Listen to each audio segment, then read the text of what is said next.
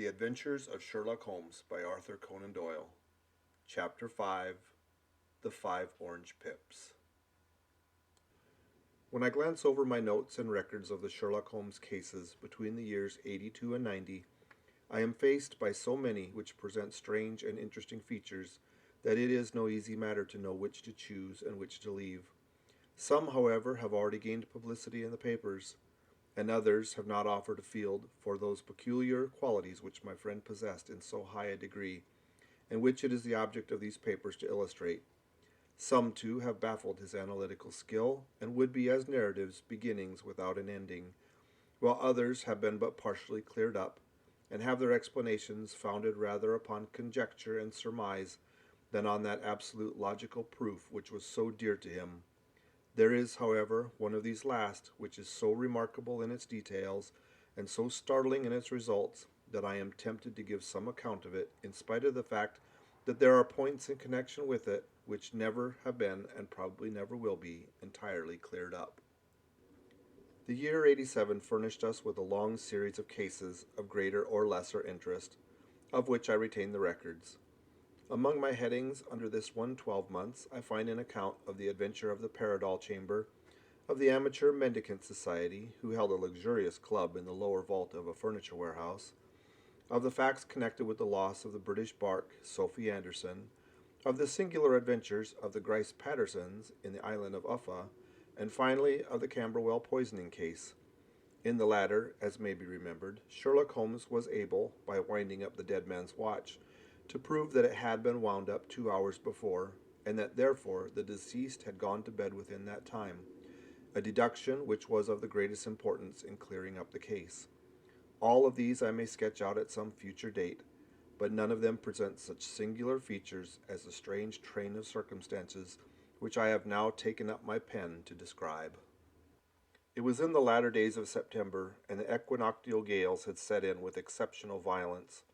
All day the wind had screamed and the rain had beaten against the windows, so that even here in the heart of great handmade London we were forced to raise our minds for the instant from the routine of life and to recognize the presence of those great elemental forces which shriek at mankind through the bars of his civilization like untamed beasts in a cage. As evening drew in, the storm grew higher and louder, and the wind cried and sobbed like a child in the chimney. Sherlock Holmes sat moodily on one side of the fireplace, cross-indexing his records of crime, while I at the other was deep in one of Clark Russell's fine sea stories until the howl of the gale from without seemed to blend with the text, and the splash of the rain to lengthen out the long swash of the sea waves. My wife was on a visit to her mother's, and for a few days I was a dweller once more in my old quarters at Baker Street.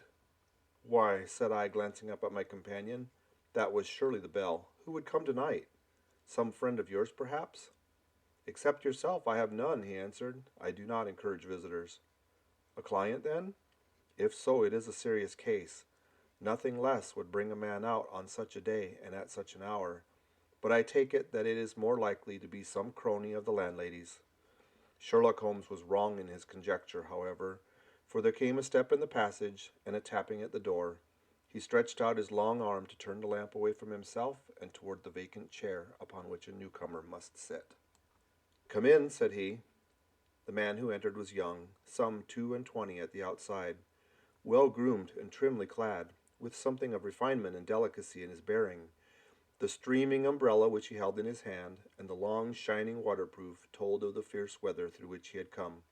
He looked about him anxiously in the glare of the lamp, and I could see that his face was pale and his eyes heavy, like those of a man who is weighed down with some great anxiety. "I owe you an apology," he said, raising his golden pince-nez to his eyes. "I trust that I am not intruding. I fear that I have brought some traces of the storm and rain into your snug chamber." "Give me your coat and umbrella," said Holmes. "They may rest here on the hook, and will be dry presently. You have come up from the southwest, I see." "Yes, from Horsham. That clay and chalk mixture which I see upon your toe-caps is quite distinctive." "I have come for advice." "That is easily got." "And help." "That is not always so easy." "I have heard of you, Mr. Holmes. I heard from Major Prendergast how you saved him in the Tankerville Club scandal." "Ah, of course. He was wrongfully accused of cheating at cards." He said that you could solve anything. He said too much. That you are never beaten. I have been beaten 4 times, 3 by men and once by a woman. But what is that compared with the number of your successes? It is true that I have been generally successful. Then you may be so with me. I beg that you will draw your chair up to the fire and favor me with some details as to your case. It is no ordinary one. None of those which come to me are. I am the last court of appeal. And yet I question, sir, whether in all your experience you have ever listened to a more mysterious and inexplicable chain of events than those which have happened in my own family. You fill me with interest, said Holmes. Pray give us the essential facts from the commencement, and I can afterward question you as to those details which seem to me to be most important. The young man pulled his chair up and pushed his wet feet out toward the blaze. My name, he said, is John Openshaw, but my own affairs have, as far as I can understand, little to do with this awful business.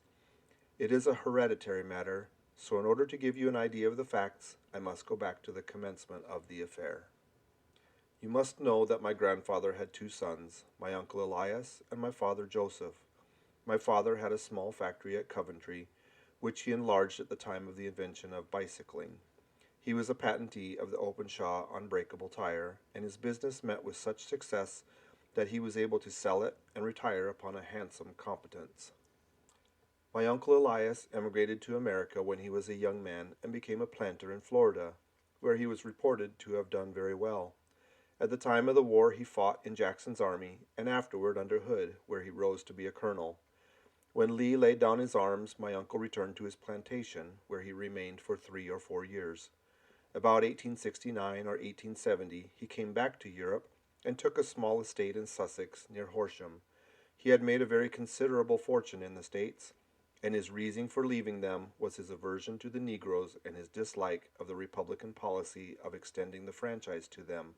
He was a singular man, fierce and quick-tempered, very foul-mouthed when he was angry, and of a most retiring disposition. During all the years that he lived at Horsham, I doubt he ever set foot in the town. He had a garden and 2 or 3 fields round his house, and there he would take his exercise, though very often, for weeks on end, he would never leave his room. He drank a great deal of brandy and smoked very heavily, but he would see no society and did not want any friends, not even his own brother. He didn't mind me. In fact, he took a fancy to me, for at the time when he saw me first, I was a youngster of 12 or so. This would have been the year 1878, after he had been 8 or 9 years in England. He begged my father to let me live with him, and he was very kind to me in his way.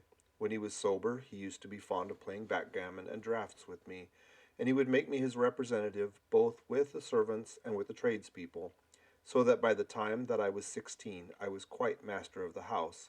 I kept all the keys and could go where I liked and do what I liked, so long as I did not disturb him in his privacy.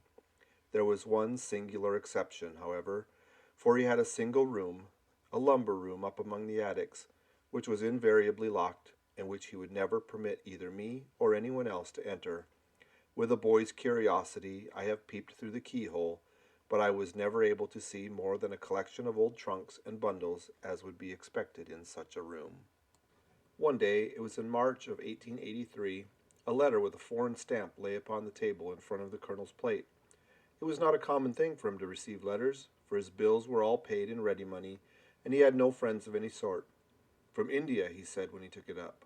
Pondicherry postmark. What can this be? Opening it hurriedly, out there jumped 5 little dried orange pips, which pattered down upon his plate. I began to laugh at this, but the laugh was struck from my lips at the sight of his face.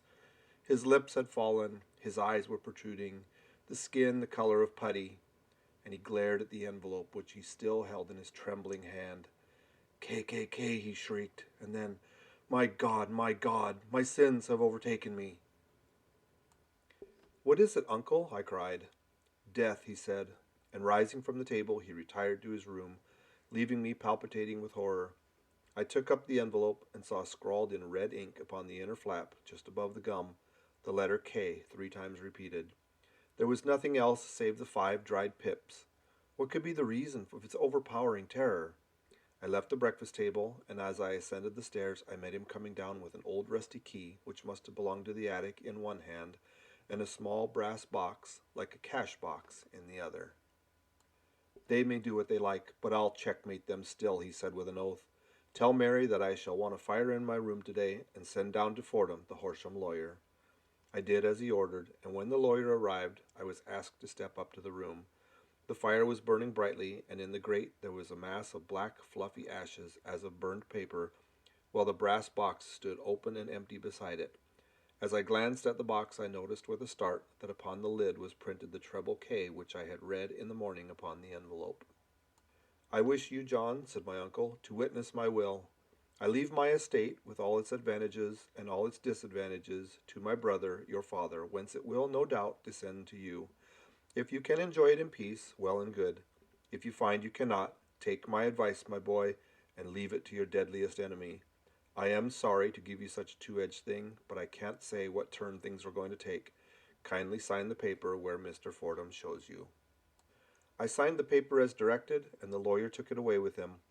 The singular incident made, as you may think, the deepest impression upon me, and I pondered over it, and turned it every way in my mind without being able to make anything of it.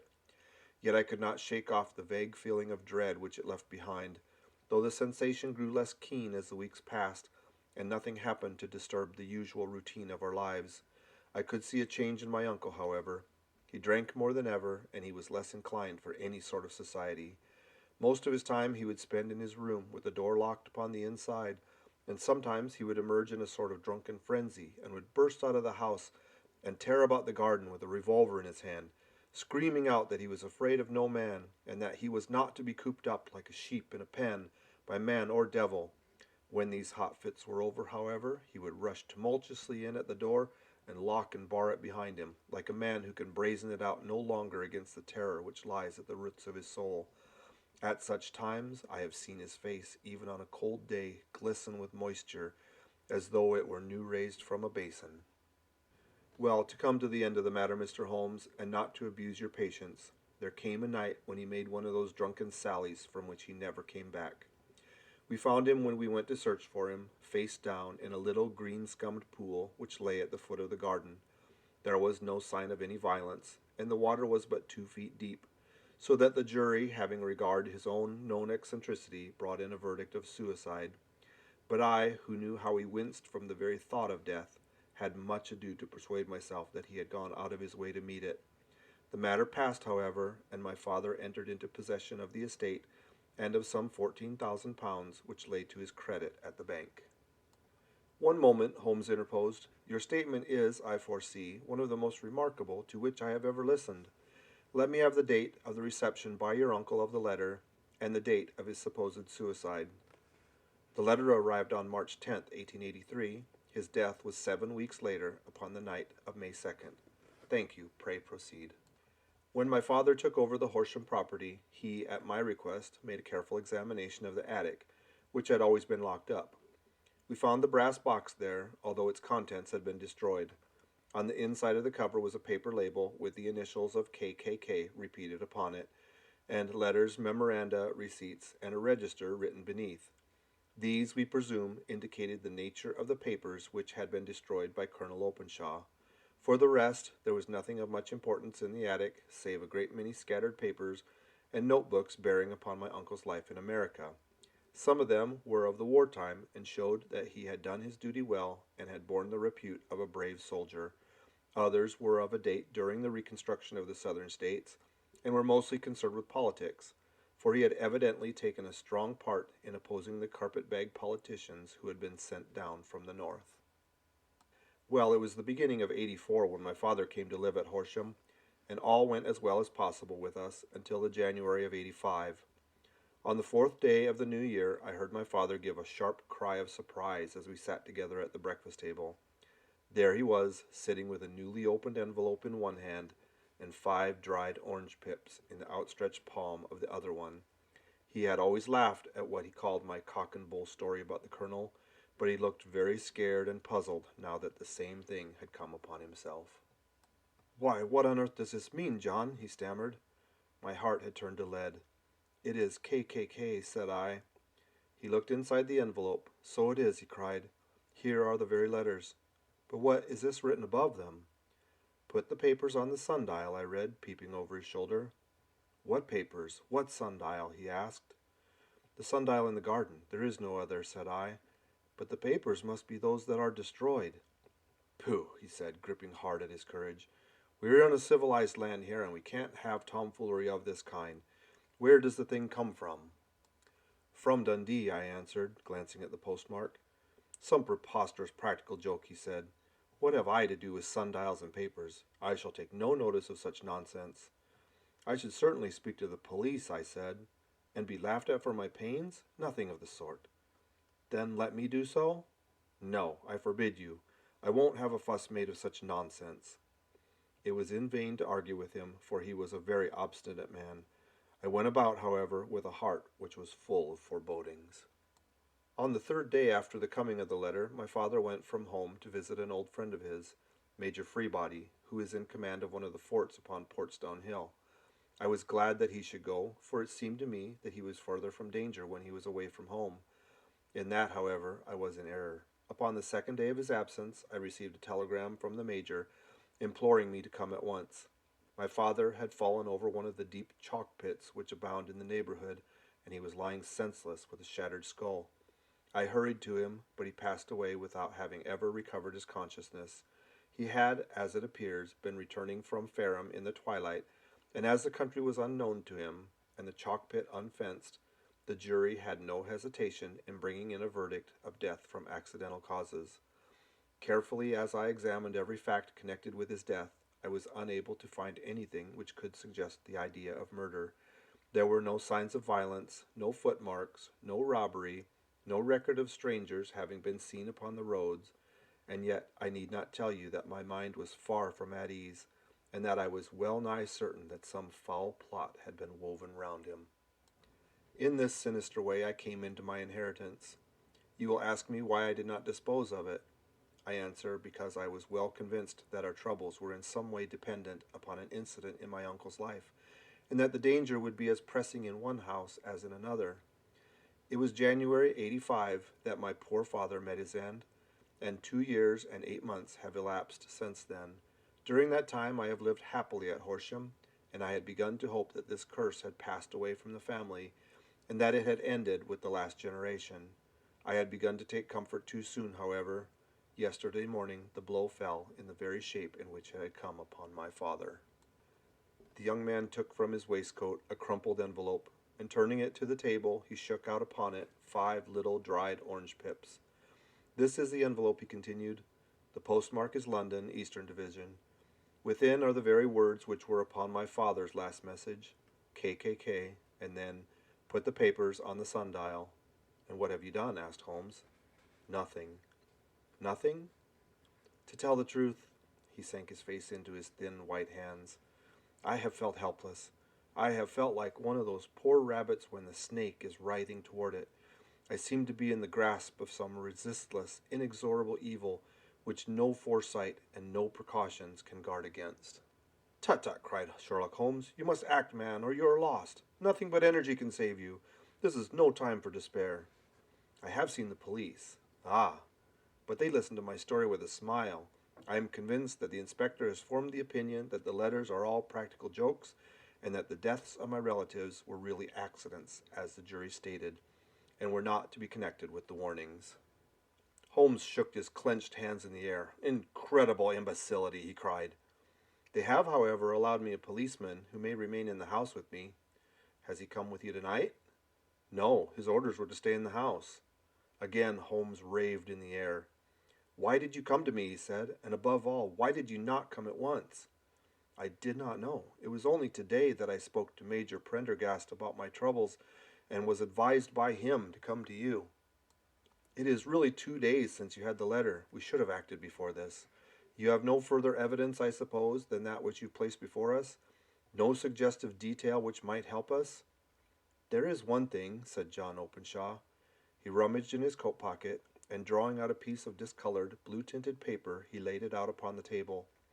I have some remembrance, said he, that on the day when my uncle burned the papers, I observed that the small, unburned margins which lay amid the ashes were of this particular color. I found this single sheet upon the floor of his room, and I am inclined to think that it may be one of the papers which has perhaps fluttered out from among the others, and in that way has escaped destruction. Beyond the mention of Pips, I do not see that it helps us much. I think myself that it is a page from some private diary. The writing is undoubtedly my uncle's. Holmes moved the lamp, and we both bent over the sheet of paper, which showed by its ragged edge that it had indeed been torn from a book. It was headed March 1869, and beneath were the following enigmatical notices. 4th, Hudson came, same old platform. 7th, set the pips on Macaulay, Paramore, and John Swain of St. Augustine. 9th, Macaulay cleared. 10th, John Swain cleared. 12th, visited Paramore. All well. Thank you, said Holmes, folding up the paper and returning it to our visitor. And now you must on no account lose another instant. We cannot spare time even to discuss what you've told me. You must get home instantly and act. What shall I do? There is but one thing to do, and it must be done at once. You must put this piece of paper, which you have shown us, into the brass box which you have described. You must also put in a note to say that all the other papers were burned by your uncle, and that this is the only one which remains. You must assert that in such words as will carry conviction with them. Having done this, you must at once put the box out on the sundial as directed. Do you understand? Entirely. Do not think of revenge or anything of the sort at present.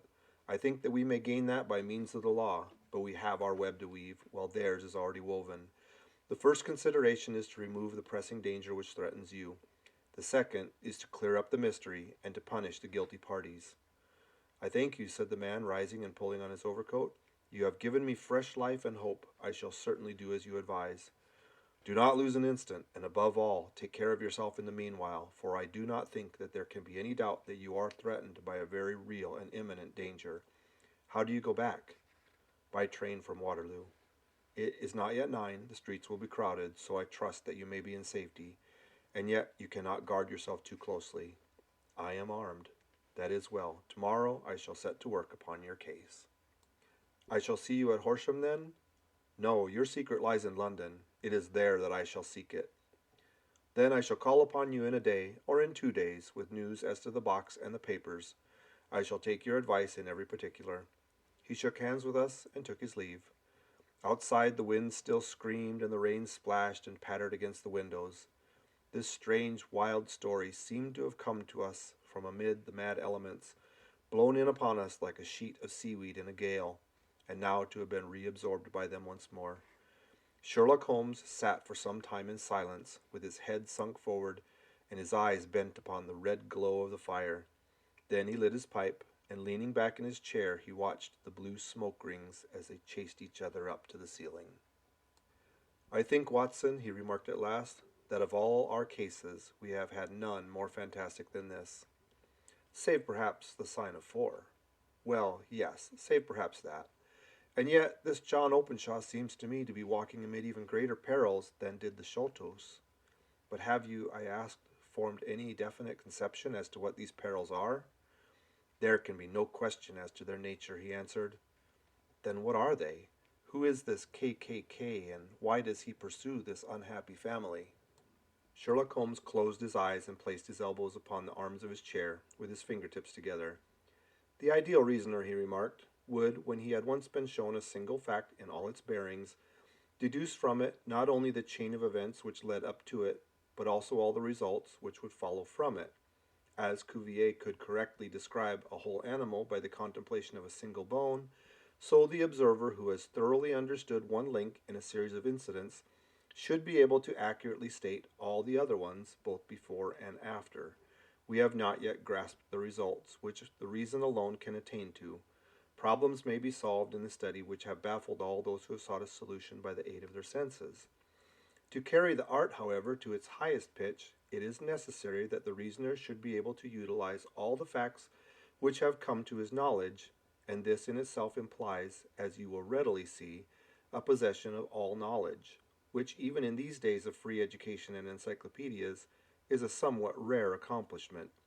It is not so impossible, however, that a man should possess all knowledge which is likely to be useful to him in his work, and this I have endeavored in my case to do. If I remember rightly, you on one occasion, in the early days of our friendship, defined my limits in a very precise fashion. Yes, I answered, laughing. It was a singular document. Philosophy, astronomy, and politics were marked at 0, I remember. Botany variable, geology profound as regards to mud stains from any region within 50 miles of town, chemistry eccentric, anatomy unsystematic, sensational literature and crime records unique, violin player, boxer, swordsman, lawyer, and self poisoner by cocaine and tobacco. Those, I think, were the main points of my analysis. Holmes grinned at the last. Well, he said, I say now, as I said then, that a man should keep his little brain attic stocked with all the furniture that he's likely to use, and the rest he can put away in the lumber room of his library, where he can get at it if he wants it. Now, for such a case as the one which has been submitted to us tonight, we need certainly to muster all our resources. Kindly hand me down the letter K of the American Encyclopedia, which stands upon the shelf beside you. Thank you. Now let us consider the situation and see what may be deduced from it. In the first place, we may start with a strong presumption that Colonel Openshaw had some very strong reason for leaving America. Men at his time of life do not change all their habits and exchange willingly the charming climate of Florida for the lonely life of an English provincial town. His extreme love of solitude in England suggests that he was in fear of someone or something, so we may assume as a working hypothesis that it was fear of someone or something which drove him from America. As to what it was he feared, we can only deduce that by considering the formidable letters which were received by himself and his successors. Did you remark the postmarks of those letters? The first was from Pondicherry, the second from Dundee, and the third from London. From East London. What do you deduce from that? They are all seaports, that the writer was on board of a ship. Excellent. We have already a clue. There can be no doubt that the strong probability, is that the writer was on board of a ship. And now let us consider another point. In the case of Pondicherry, 7 weeks lapsed between the threat and its fulfillment. In Dundee, it was only some 3 or 4 days. Does that suggest anything? A greater distance to travel. But the letter also had a greater distance to come. Then I do not see the point. There is at least a presumption that the vessel in which the man or men are is a sailing ship. It looks as if they always send their singular warning or token before them when starting upon their mission. You see how quickly the deed followed the sign when it came from Dundee?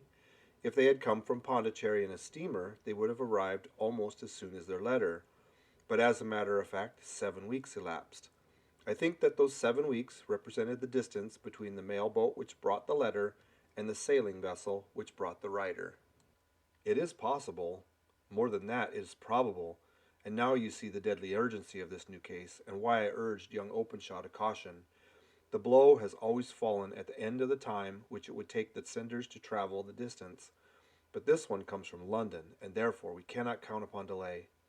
Good God, I cried, what can it mean, this relentless persecution? The papers which Openshaw carried are obviously of vital importance to the person or persons in the sailing ship. I think that it is quite clear that there must be more than one of them. A single man could not have carried out 2 deaths in such a way as to deceive a coroner's jury. There must have been several in it, and they must have been men of resource and determination. Their papers they mean to have, be the holder of them who it may. In this way, you see, KKK ceases to be the initials of an individual and becomes the badge of a society. But of what society? Have you never, said Sherlock Holmes, bending forward and sinking his voice, have you never heard of the Ku Klux Klan? I never have. Holmes turned over the leaves of the book upon his knee. Here it is, he said presently. Ku Klux Klan, a name derived from the fanciful resemblance to the sound produced by cocking a rifle. This terrible secret society was formed by some ex-Confederate soldiers in the southern states after the Civil War, and it rapidly formed local branches in different parts of the country, notably in Tennessee, Louisiana, the Carolinas, Georgia, and Florida. Its power was used for political purposes, principally for the terrorizing of Negro voters and the murdering and driving from the country of those who were opposed to its views. Its outrages were usually preceded by a warning sent to the marked man in some fantastic, but generally recognized shape, a sprig of oak leaves in some parts, melon seeds or orange pips in others. On receiving this, the victim might either openly abjure his former ways or might fly from the country. If he braved the matter out, death would unfailingly come upon him, and usually in some strange and unforeseen manner. So perfect was the organization of the society, and so systematic in its methods, that there is hardly a case upon record where any man succeeded in braving it with impunity, or in which any of its outrages were traced home to the perpetrators. For some years the organization flourished in spite of the efforts of the United States government and of the better classes of the community in the South. Eventually, in the year 1869, the movement rather suddenly collapsed, although there have been sporadic outbreaks of the same sort since that date. You will observe, said Holmes, laying down the volume, that the sudden break-up of the society was coincident with the disappearance of Openshaw from America with their papers. It may well have been cause and effect. It is no wonder that he and his family have some of the more implacable spirits upon their track. You can understand that this register and diary may implicate some of the first men in the South, and that there may be many who will not sleep easy at night until it is recovered. Then the page we have seen is such as we might expect.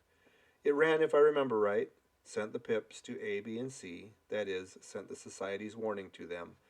Then there were successive entries that A and B cleared or left the country, and finally that C was visited, with, I fear, a sinister result for C. Well, I think, Doctor, that we may let some light into this dark place, and I believe that the only chance young Openshaw has in the meantime is to do what I have told him. There's nothing more to be said or to be done tonight, so hand me over my violin, and let us try to forget for half an hour the miserable weather and still more miserable ways of our fellow men. It had cleared in the morning, and the sun was shining with a subdued brightness through the dim veil which hangs over the great city. Sherlock Holmes was already at breakfast when I came down. "You will excuse me for not waiting for you," he said.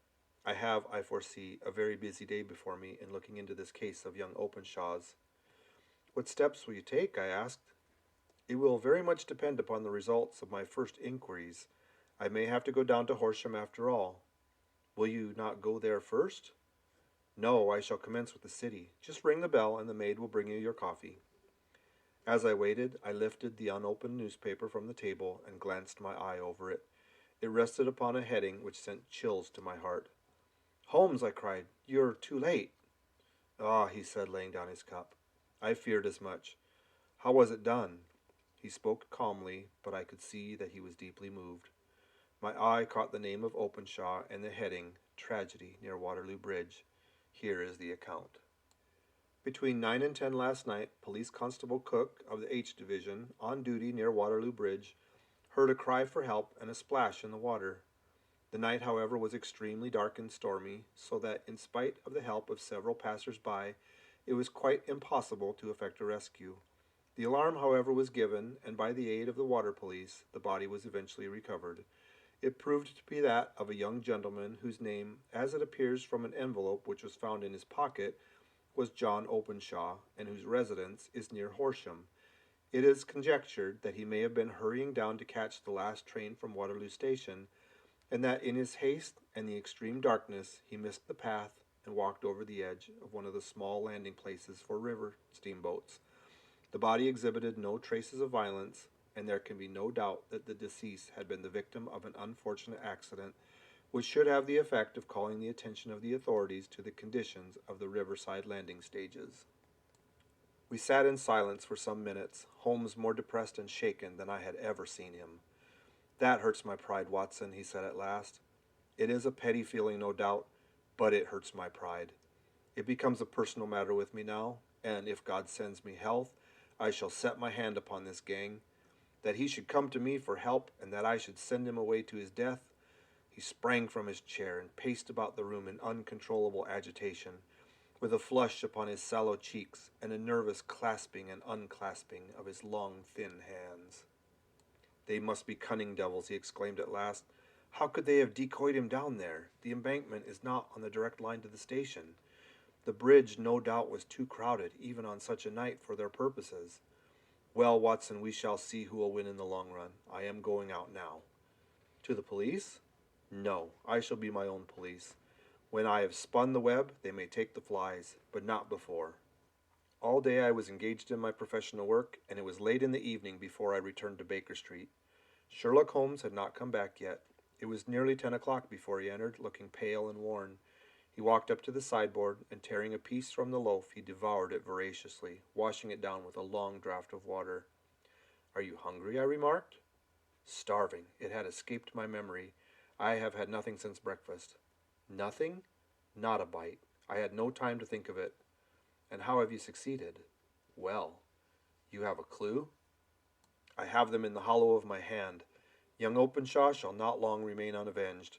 Why, Watson, let us put their own devilish trademark upon them. It is well thought of." "What do you mean?" He took an orange from the cupboard, and tearing it to pieces, he squeezed out the pips upon the table. Of these he took 5 and thrust them into an envelope. On the inside of the flap he wrote S.H. for J.O., then he sealed it, and addressed it to Captain James Calhoun, Bark Lone Star, Savannah, Georgia. "That will await him when he enters port," he said, chuckling. "It may give him a sleepless night. He will find it as sure a precursor of his fate as Openshaw did before him." "And who is this Captain Calhoun?" "The leader of the gang. I shall have the others, but he first." "How did you trace it, then?" He took a large sheet of paper from his pocket, all covered with dates and names. "I have spent the whole day," he said, "over Lloyd's registers and files in the old papers, following the future career of every vessel which touched at Pondicherry in January and February in '83. There were 36 ships of fair tonnage which were reported during those months. Of these, one, the Lone Star, instantly attracted my attention, since, although it was reported to have cleared from London, the name is that which is given to one of the states of the Union. Texas, I think. I was not, and am not sure which, but I knew that the ship must have an American origin. What then? I searched the Dundee records, and when I found that the bark Lone Star was there in January '85, my suspicion became a certainty. I then inquired as to the vessels which lay present in the port of London. Yes, the Lone Star had arrived here last week. I went down to the Albert Dock and found that she had been taken down the river by the early tide this morning, homeward bound to Savannah. I wired to Gravesend and learned that she had passed some time ago. As the wind is easterly, I have no doubt that she is now past the Goodwins and not very far from the Isle of Wight." "What will you do, then?" "Oh, I have my hand upon him. He and his 2 mates are, as I learn, the only native-born Americans in the ship. The others are Finns and Germans. I know also that they were all 3 away from the ship last night. I had it from the stevedore who had been loading their cargo. By the time that their sailing ship reaches Savannah, the mail boat will have carried this letter, and the cable will have informed the police of Savannah that these 3 gentlemen are badly wanted here upon a charge of murder." There is ever a flaw, however, in the best laid of human plans, and the murderers of John Openshaw were never to receive the orange pips, which would show them that another as cunning and as resolute as themselves was upon their track. Very long and very severe were the equinoctial gales that year. We waited long for news of the Lone Star of Savannah, but none ever reached us. We did at last hear that somewhere far out in the Atlantic, a shattered stern post of a boat was seen swinging in the trough of a wave with the letters L.S. carved upon it. And that is all which we shall ever know of the fate of the Lone Star. End of chapter 5.